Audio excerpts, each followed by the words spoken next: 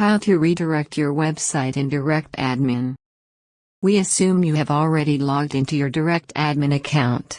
In the Account Manager section, click Site Redirection. From this interface, you can create new redirects and manage the existing ones. Click Create New Redirect.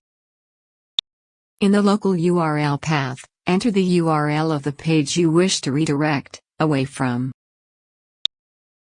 Select the redirect type from the drop-down list, keeping in mind whether you want to redirect the above URL permanently or for a limited time. In Destination URL, enter the URL of the page you want the visitors to be redirected to.